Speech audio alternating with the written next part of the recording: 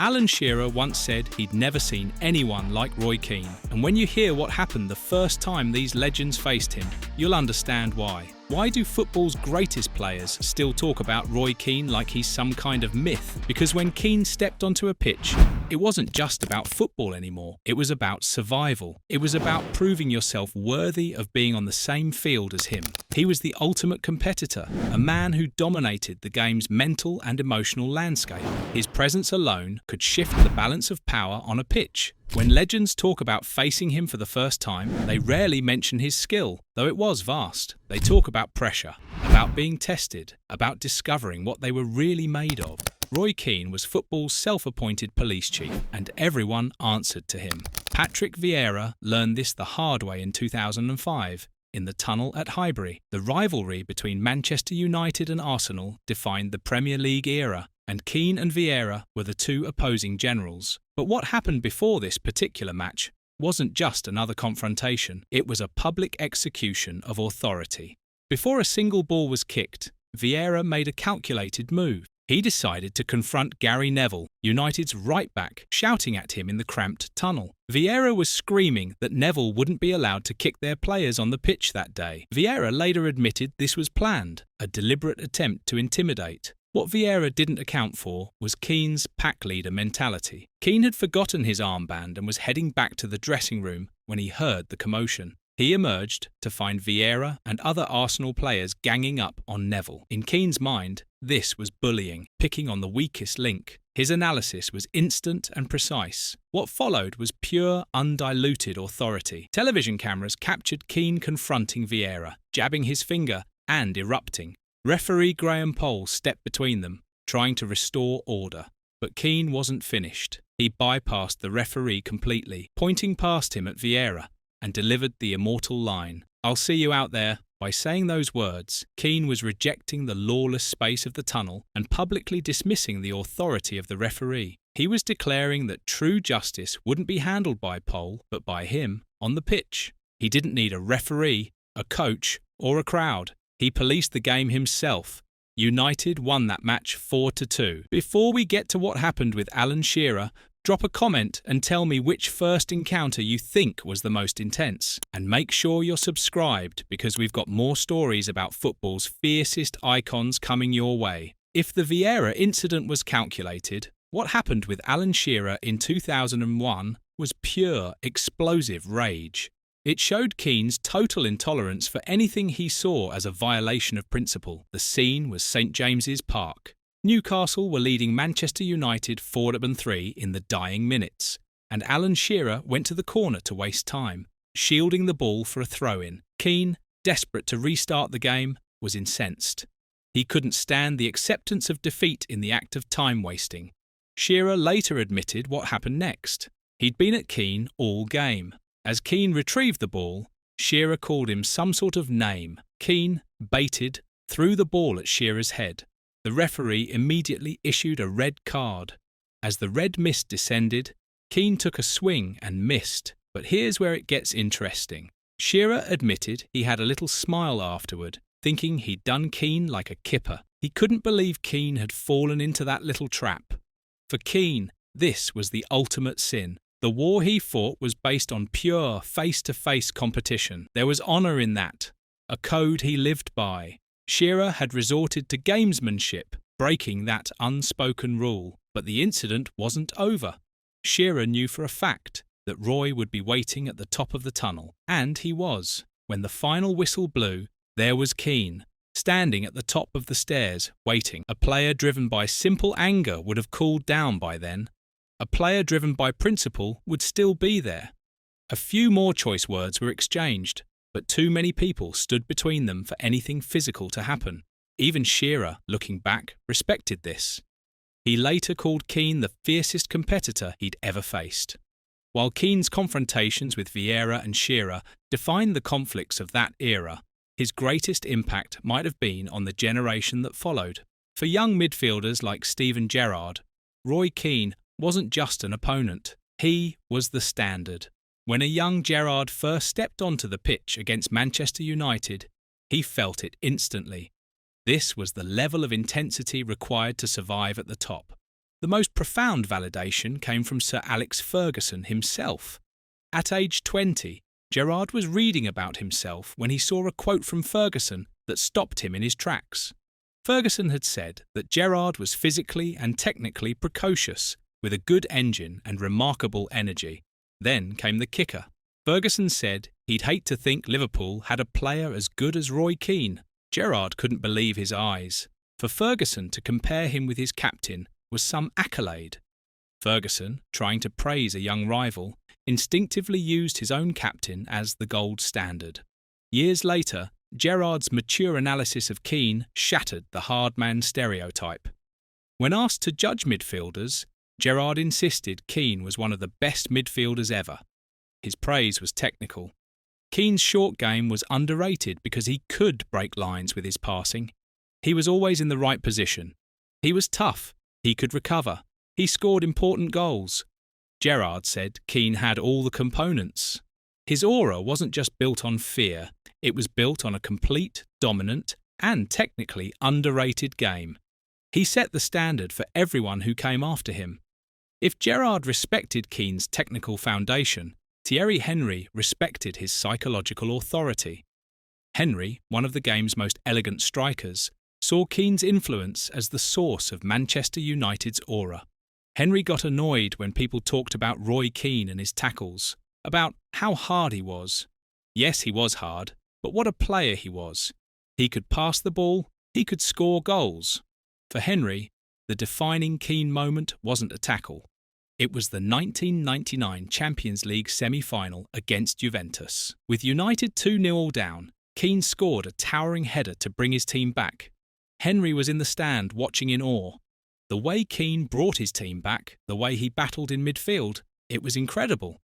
Henry recognised Keane's true power, which was his ability to galvanise everyone and make them play better just by who he was. Keane's authority was absolute, built on the fact that he was a hell of a player. This gave him a licence to enforce his standards. Henry even admitted to hearing what Keane would scream at his own teammates during matches. He wouldn't repeat what was said, but he understood why they listened. This was the ultimate rival's respect. Keane's authority was so pure that even his enemy validated it. It wasn't just his tackles. It was his presence, his stare, his absolute refusal to show weakness. If rivals observed Keane's authority from afar, his teammates lived under it every day. No one provides a clearer perspective than Paul Scholes, who played alongside him for over a decade. When Scholes was asked which former player he would sign for the current Manchester United, his answer was immediate: Roy Keane, all day long. Not for his goals or passing, but for that leadership. Scholes' most telling description was simple. It was like having a manager on the football pitch.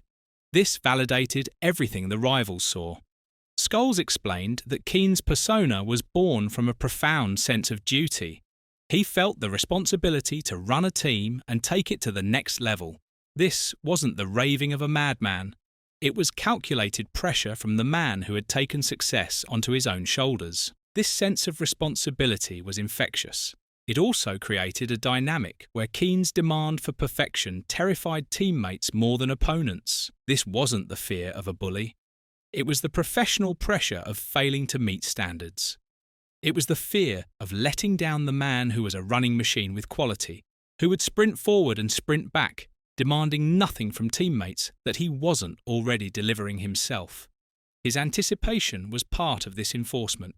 Keane could control matches without ever needing to score, shouting warnings seconds before someone lost the ball. He knew what was going to happen before anyone else did. Perhaps no story better illustrates this than Rio Ferdinand's welcome to the club. In 2002, Ferdinand arrived from Leeds as the most expensive defender in the world. In one of his first training sessions, he received a lesson that would change his career. The ball came to him, and he passed it to Gary Neville. He was nervous, and it was a safe, simple pass. He thought it was good. Keane's reaction was immediate and brutal. He turned around and started shouting at Ferdinand to pass it forward, to take risks, telling him he wasn't at Leeds or West Ham anymore. He was at Manchester United. Ferdinand was stunned. He went home thinking this guy was crazy. Then the lesson clicked. Ferdinand realised you've got to take chances, and that's how he ended up playing his career, not just passing the simple ball, but into the strikers to make a difference. The safe pass represented a mid-table mindset. Keane's demand to pass forward and take risks was the Manchester United mentality. This wasn't bullying. It was acculturation. Keane saw it as his job to deprogram the safe mentality and stamp the club's winning DNA onto him. One of the most revealing encounters happened after his playing days, proving his standards were not a performance. The story comes from Keane's time as Sunderland manager. He was interested in signing midfielder Robbie Savage from Blackburn. Keane got permission to call him, so he got Robbie's mobile number and rang him. It went to voicemail. "Hi, it's Robbie. What's up?" Like the Budweiser ad. Keane's decision was instantaneous. He never called him back. He thought he couldn't be signing that. Savage was baffled, thinking a voicemail message was a bizarre reason not to sign him. But this was the misunderstanding. Keane wanted a warrior, not a comedian. The "Waz Up" voicemail represented the celebrity culture that Keane despised. The snap judgment was an instant character assessment. If a player's professional answering machine is a catchphrase from a beer commercial, that player doesn't possess the serious mentality required. It proved that Keane's standards weren't limited to 90 minutes. They were his entire identity. It's impossible to discuss Roy Keane without addressing the darkest chapter. The infamous feud with Alfie Haaland must be understood not as a momentary loss of control, but as the logical conclusion of Keane's personal code. To understand the 2001 tackle, you have to go back to 1997. In a match against Leeds, Keane suffered a catastrophic injury, rupturing his ACL. As he lay on the ground, Haaland stood over him sneering about fake injuries. For Keane, this was the ultimate sin. A fellow professional mocking a career-threatening injury. And so he waited. This 4-year grudge is the key. This wasn't a snap reaction. This was premeditated. In 2001, in a Manchester derby, Keane saw his moment. He delivered a wild knee-high challenge that became infamous. What truly separates this incident is Keane's chilling confession in his autobiography. He was not remotely repentant. He'd waited long enough.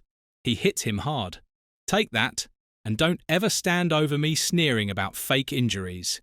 Even in the dressing room afterwards, he had no remorse. His attitude was that what goes around comes around. To this day, Keane has no regrets and has said he would never apologise, whether right or wrong, and it was condemned. This incident is the ultimate example of Keane's code of accountability. He policed the game himself. It was a savage act, but it was his version of justice. His brutal honesty, his refusal to hide, is the final dark layer. He owned his darkness as the price of accountability. Every football legend has a Roy Keane story, and none of them sound exaggerated. His aura was not a myth. It was a tactical weapon that defined an era. Keane didn't rely on pace or tricks. He controlled matches through presence, authority, and an unbending demand for perfection. Ferguson said of his 1999 Juventus performance that Keane was pounding over every blade of grass, competing as if he would rather die than lose, inspiring all around him. His power was his consistency. He held everyone to the same impossible standard, including himself. This is the root of the fear he inspired. You answered to Roy Keane before you answered to the manager. For those who faced him, it wasn't just a match. It was an examination of who they were. Patrick Vieira was examined on leadership, Alan Shearer on integrity, Steven Gerrard and Thierry Henry on respect for the game, Rio Ferdinand on mentality, Robbie Savage on professionalism, Alfie Haaland on consequences. Roy Keane was flawed, honest and unaffected. He was not a brand. He was a human being projecting his will onto the world. In football's long history, Roy Keane stands apart. He didn't just play the game, he owned every inch of the pitch and every heartbeat around it. If you enjoyed this dive into Keane's legacy, hit that subscribe button for more stories about football's fiercest icons And let me know in the comments which Roy Keane moment you think defined him most.